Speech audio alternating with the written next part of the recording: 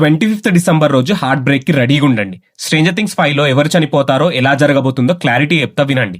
Episode ని మళ్ళీ చూస్తున్నప్పుడు వెట్నా ప్లాన్ ఏందో క్లారిటీగా అర్థమైంది. అందులో main point Steve and Jonathan ఎక్కిన ఈ రేడియో టవర్ నే వెట్నా వాడబోతుంది. రాబిన్ చెప్పింది గుర్తుందా? వెట్నా మైండ్ ఫ్లేయర్ లోని పార్టికల్స్ ని రేడియో సిగ్నల్స్ లాగా వాడుతుందని. ఎగ్జాక్ట్లీ అదే జరగబోతుంది. మైండ్ ఫ్లేయర్ దాని టెంటికల్స్ ని అదే టవర్ యూజ్ చేసి హాకిన్స్ మొత్తం స్ప్రెడ్ చేయడం దాని ప్లాన్. సో అప్పుడు హాకిన్స్ మొత్తాన్ని అది కంట్రోల్ చేయొచ్చు. టీజర్ లో కూడా మైండ్ ఫ్లేయర్ టవర్ ని చుట్టడం ఈ షాట్ లో మనం చూడొచ్చు. మరి ఫస్ట్ వాల్యూమ్ లో టవర్ ఎక్కిన వాళ్ళెవరు? Steve and Jonathan. ఇప్పుడు క్లైమాక్స్ లో కూడా అదే రిపీట్ అవుద్ది. వెట్నాని ఆపడానికి స్టీవ్ ఆర్ జోనథన్ మళ్ళీ టవర్ ఎక్కాల్సిన పరిస్థితి వస్తుంది. అప్పుడు స్టీవ్ జోనథన్ కి నువ్వు నాన్సీ దగ్గర ఉండు అని చెప్పి స్టీవ్ సాక్రిఫైస్ చేస్తాడు.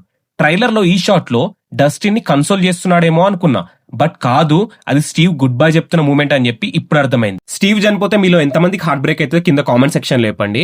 అండ్ అసలు వెట్నాకి 12 కిడ్స్ ఎందుకు కావాలో మీకు తెలుసా? అది నా ప్రీవియస్ వీడియోలో ఉంది, చెక్అౌట్ చేయండి. Follow me for more such content.